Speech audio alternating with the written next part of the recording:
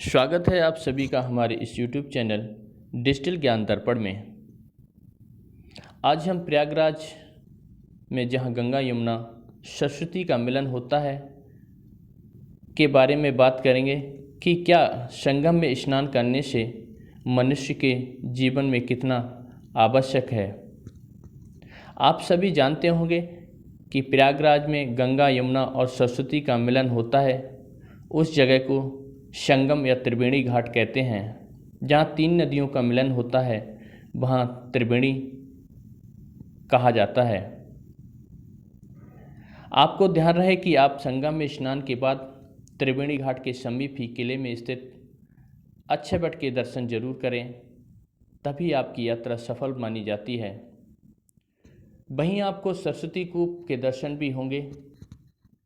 एक चीनी यात्री हेनसांग ने अपनी यात्रा वृत्तांत में लिखा है कि संगम के तट पर एक वट वृक्ष है जिस पर चढ़कर क्षत्रिय गंगा में कूदकर स्नान करते हैं।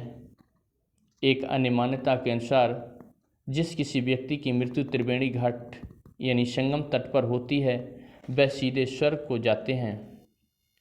वहीं इसका पुराणों में जिक्र है।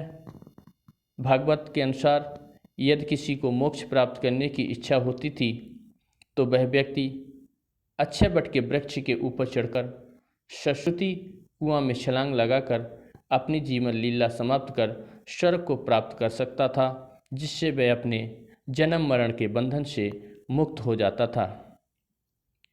यह अक्षयवट संगम तट पर अकबर के किले में वर्तमान में मौजूद है। इसी वृक्ष के नीचे सरस्वती गंगा में मिलती थी। अब सरस्वती तो अपने वर्तमान स्वरूप में नहीं है, लेकिन अब जब संगम के स्नान के बाद सरस्वती कुआं या पातालपुरी के दर्शन कर आप अपनी यात्रा को सफल बना सकते हैं। एक इतिहासकारों के अनुसार औरंगजेब ने इस वट वृक्ष को जला दिया था, परंतु कुछ समय के बाद वृक्ष पुनः हरा भरा हो गया था। सरस्वती कुआं में एक समय रंग डाला गया जो कि गंगा यमुना संगम तट पर निकला। इसलिए कहा जाता है कि सरस्वती आज भी इस स्थान वट वृक्ष के नीचे निवास करती हैं।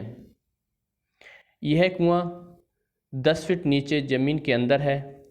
इस कुआं तक सीढ़ियों के रास्ते जाया जाता है जिसे पातालपुरी कहते हैं। अतः जो व्यक्ति संगम में अपने जीवन काल में स्नान करता है और वट वृक्ष सरस्वती कुआं के दर्शन करता है वह व्यक्ति अपने जीवन में कभी दुखी नहीं रहता और मृत्यु के समय उसको पीड़ा नहीं उठानी पड़ती है और वह संगम में स्नान के बाद पातालपुरी के दर्शन के बाद जीवन मरण के बंधन से मुक्त हो जाता है। यदि आपको जीवन के कार्य से फुर्सत मिले तो आपको जीवन में संगम स्नान प्रयागराज जाकर जरूर करना चाहिए। त्रिवेणी मैया आपके सारे